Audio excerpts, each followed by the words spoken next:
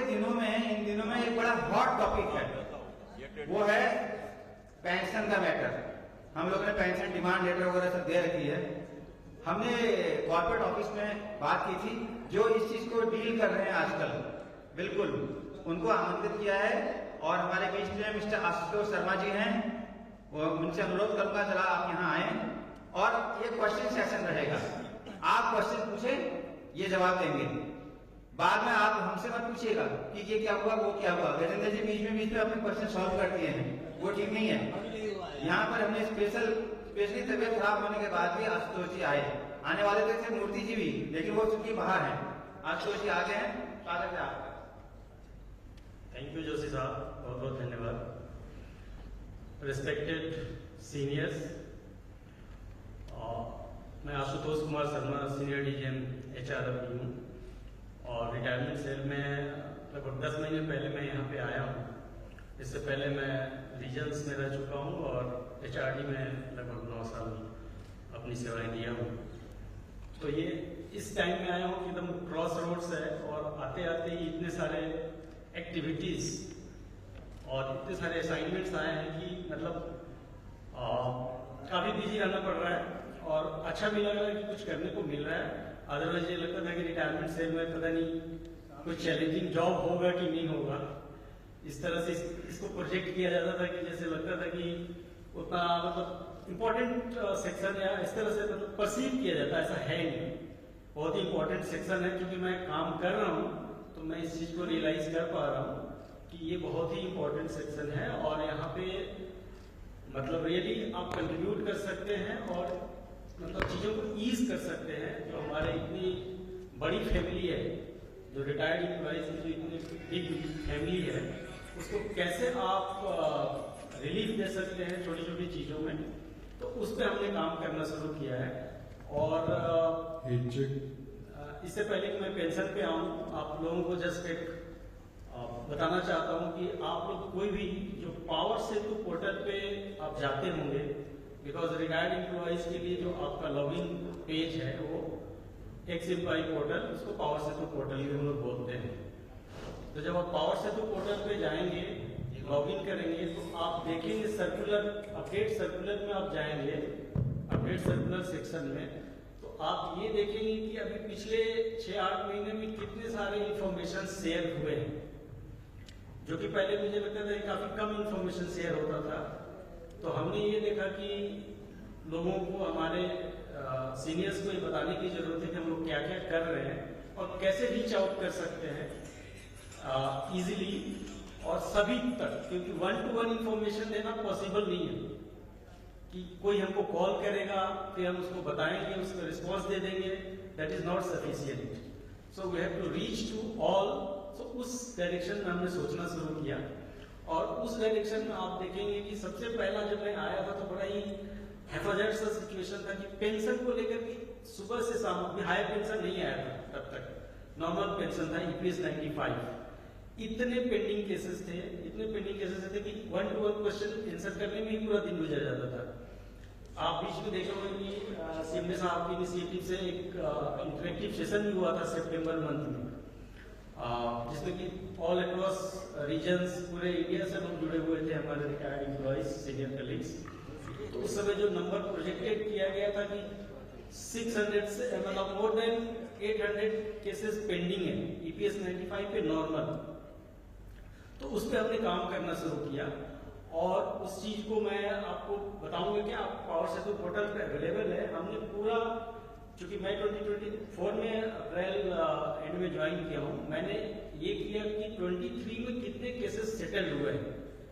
Normally चीजें एक जगह नहीं थी, तो मैंने पूरा कंपाइल करवाया और हमने वहां पे डेटा पोस्ट किया है, सर्कुलर अपडेट किया है कि केसेस सेटल्ड इन 2023। तो वहां पे एक नंबर जी, आपको थोड़ा सा मैं दूंगा, मैं कुछ लोग क्वेश्चन कर रहे हैं, आप उनका जवाब दीजिएगा प्लीज, ठीक है जी। आप हाँ शुरू कीजिए। I am Ella Bansal sir. मैंने जो फार्मूला उसमें पोर्टल पर दिया हुआ है उससे अपनी पेंशन वर्कआउट की थी सर।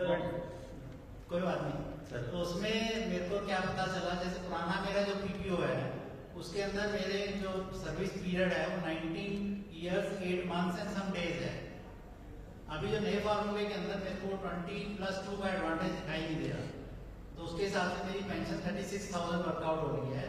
और जब मैं कॉर्पोरेट ऑफिस में अपना ड्राफ्ट जमा करने गया था तो मेरे को 40,000 पेंशन बताई गई थी रफली, कि हमारे जो फार्मूले ERP ने जो फार्मूला निकाला है उसके हिसाब से आपकी 40,000 वर्कआउट हो रही है। एक तो ये इशू है। दूसरा ये जो मेरा पुराना PPO था उसमें NCP 34 डेज दिखाया हुआ है। अभी जो नया पोर्टल में फार्मूला है उसके अंदर वो 34 डेज का भी breakup they are asking before September 14 and after September 14। तो ये दो इश्यूज के ऊपर आप जरा क्लैरिटी दें। Thank you sir. जहाँ तक सर सर्विस लेंथ की बात है, सर्विस स्ट्रेंथ की बात है, वो तो आपका sir date of becoming member of EPS 95, आप जिस दिन से EPS 95 का मेंबर बने हैं और जिस दिन आपका 58 ईयर्स कंप्लीट हुआ है। सो ये तो कैलकुलेटेड है sir, anyone can calculate of his own service tenure कि वो कितना दिन हो रहा है, इट इज कंप्लीटिंग 20 ईयर्स या फिर उससे कम हो रहा है। तो इसमें आप वो सब देख सकते हैं, आपने यदि कैलकुलेट किया होगा तो आपको पता होगा। उसमें पहले वाले में 19 years 8 months and some days था, तो उसमें मैंने देखा वो कह रहा है कि 19.5 years से ज्यादा है तो that will be considered as 20। नहीं सर, ऐसा नहीं। लास्ट में तो ऐसा है, लास्ट वाले PPO में उसमें 22 years उसने काउंट किए हुए हैं, 2 साल का एडवांटेज दिया है, इवन दो 20 years कंप्लीट नहीं हुए थे, बिकॉज 19.5 year को क्रॉस किया है तो that will be counted as 20 years। Okay, तो प्लस 2 years।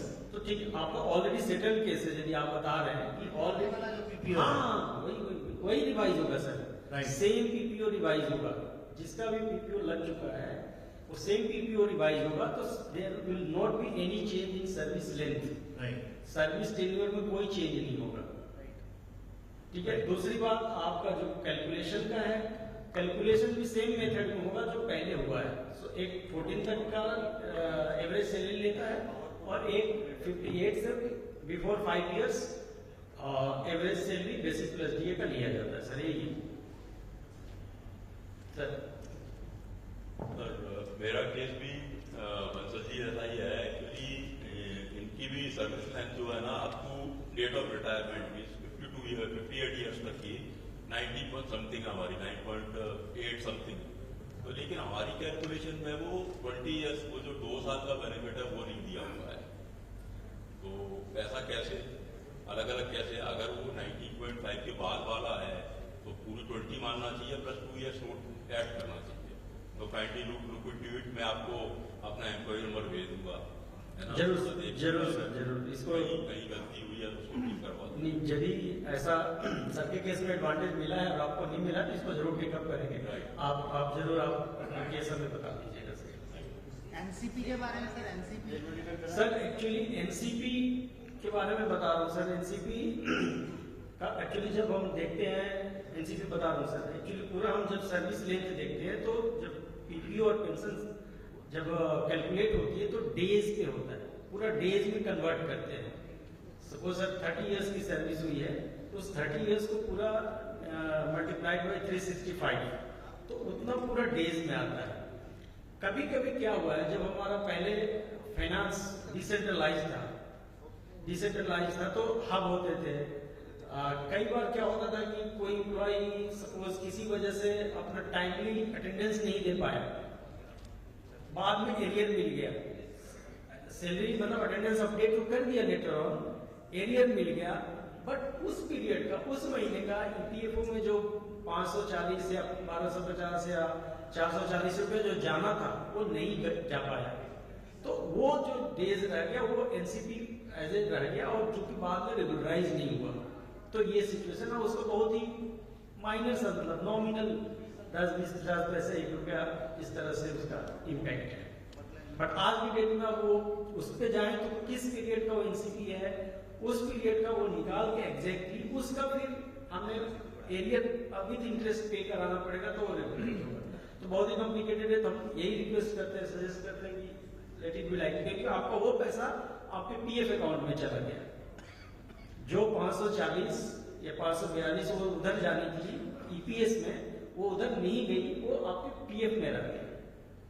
कई एक दो केस ऐसा है जिनका कि काफी लंबा ये टेन्योर रहा है एनसीपी का, 3 इयर्स 4 इयर्स।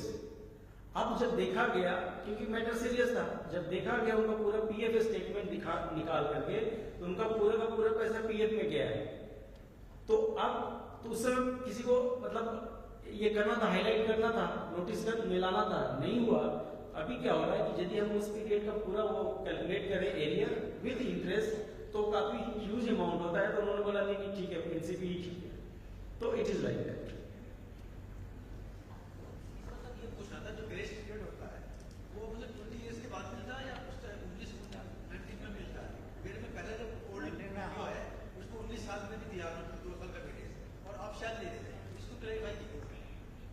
सर इसको हमें क्लैरिफिकेशन लेना पड़ेगा ईपीएफओ से। जहां तक प्रोविजन रूल की बात है, ये 20 इयर्स कंप्लीट होने पे 2 इयर्स का एडेड एडवांटेज मिलता है, 2 इयर्स का एडेड सर्विस वेटेज मिलता है जो 20 इयर्स सर्विस कंप्लीट कर लेते हैं। This is the rule.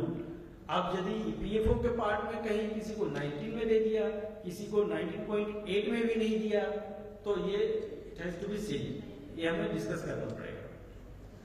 ठीक है, लास्ट क्वेश्चन करिए। सर मैं आरएस गुप्ता, मेरा पावर सेतु पोर्टल से रिलेटेड क्वेश्चन है।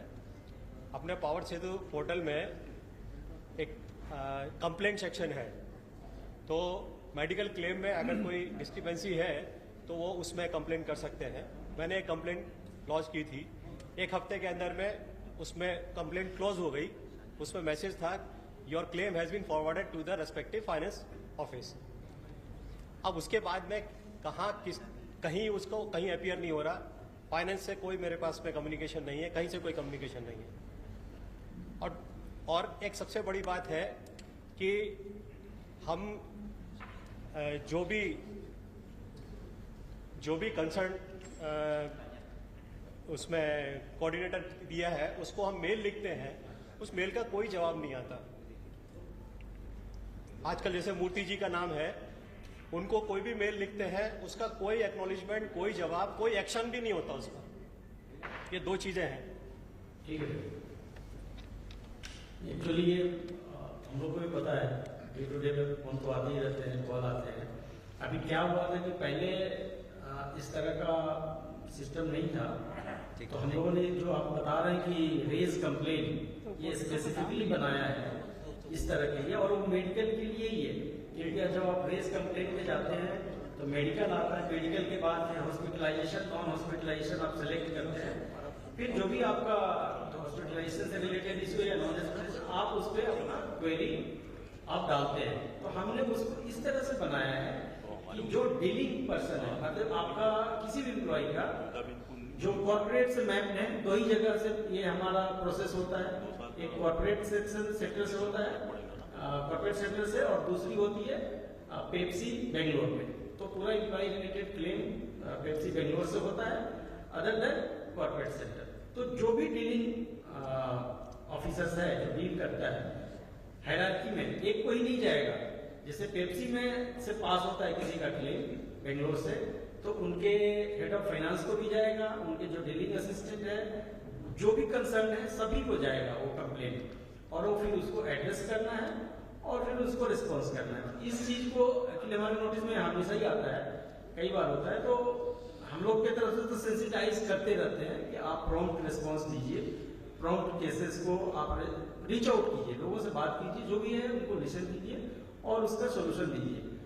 कई केसेस में हमारे पास आता है तो हम लोग जरूर डायरेक्टली बात करते हैं और बात करके रिजॉल्व कराते हैं। ये हमारा मतलब एफर्ट रहता है, but it is continuous process और हमेशा ही होते रहता है। तो ये वन टाइम तो है नहीं कि एक केस रिजॉल्व करा दिए तो अगला नहीं आएगा, ये कंटिन्यूअस है और हम इस पर हमेशा काम करते हैं। एक बार इसी तरह का आपको फॉर एग्जाम्पल बता दूं, किसी का रिटायर्ड एम्प्लॉय का NR2 में इस तरह का उनका मेजर सर्जरी था, किडनी का ऑपरेशन कराया था, नॉन हॉस्पिटलाइजेशन अपने नॉन पैनल में। तो पूरा का पूरा 1.5 लाख रुपए उन्होंने अपना खुद खर्च किया था और उनका 20-25 दिन से पेप्सी में जाकर के क्लेम पेंडिंग पड़ा हुआ था। उन्होंने बात किया, मेल लिखा, हम लोगों ने इमीडिएटली बात किया और उनको थोड़ा सा जिस तरह से आप डील कीजिए। अगले दिन उनका उनकी मैटर हाईलाइट होगा, नेसेसरी आप सीनियर हमारे हायरार्की में अथॉरिटी के पास रिपोर्ट होगा, डोंट डू दिस, अगले ही दिन उनका क्लेम प्रोसेस हो गया। तो इस तरह का कोई भी हमारे नॉलेज में आता है तो हम लोग टेकअप करते हैं। मूर्ति जी का जहाँ तक आपने बताया तो एक्चुअली सर वो डायरेक्टली इस चीज को उनका नाम वहाँ पे डाला हुआ था, but he is not handling directly ये, क्योंकि ये फिनांस का डिपार्टमेंट का रोल है और वो ट्रिपल पीएफसी और कॉर्पोरेट सेंटर, तो अभी हमने उसको चेंज कराया है। ये हमारे नॉलेज में आया कि क्यों नहीं हो रहा है, तो उसको हमने चेंज कराया है और वहाँ पे जो कंसर्न है उनको मैप कराया है। बहुत अच्छा। हाँ, मैं आपको जानकारी के लिए दूं कि हमारा रिटायरमेंट जो सेल है इस समय हेडेड बाय मूर्ति साहब या डायरेक्टर पर्सनल, ये बहुत अच्छा काम कर रहे हैं और कुल मिला के इन्होंने अभी तक चीजें हमारी स्ट्रीमलाइन की हैं, चाहे मेडिकल की लाइन हो चाहे पेंशन का हो, बहुत किया है। और आशुतोष जी को बहुत जोर से आप ताली दें, किया जाए। और आशुतोष जी बहुत बहुत धन्यवाद आपका। अब रेणु जी आप चाह संभालें।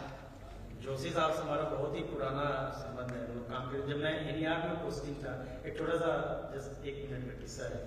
तो एनईआर में किसी तरह का बहुत ही हैजार्ड था सिचुएशन, वहाँ पे तो सिंपल क्लेम्स जो डेथ केसेस में बहुत है एनईआर में स्पेसिफिक, उनका जो इंश्योरेंस क्लेम्स था नॉर्मल जीआई, ग्रुप इंश्योरेंस, पीडीएलआई, वो सारे पेंडिंग थे। हम लोगों ने पूरा स्क्रूटनी किया, 10-15 सालों का पूरा रिकॉर्ड निकाला, तो पता चला कोई बता रहा है कि क्लेम नहीं मिला है। तो हमने जो हमारी अंडरस्टैंडिंग, क्लेम कौन देगा, ये तो पावर ग्रिड ने इंश्योरेंस लिया है, कोई इंडिविजुअल का क्लेम तो है नहीं, तो ये तो पावर ग्रिड क्लेम करेगा। तो उनको मिथ था कि एम्प्लॉय का फैमिली मेंबर आके बताएगा, क्लेम देगा तो हम इसको प्रोसेस करेंगे। जोशी साहब के साथ हमने पूरा मैटर को टेकअप किया, कम से कम 100 से ऊपर केसेस को 3-4 महीने में सबको सेटल करा के सबको ग्रुप इंश्योरेंस का पैसा उनके फैमिली मेंबर को दिलाया। तो ये हम लोग जहाँ रहते हैं कुछ कोशिश करते हैं।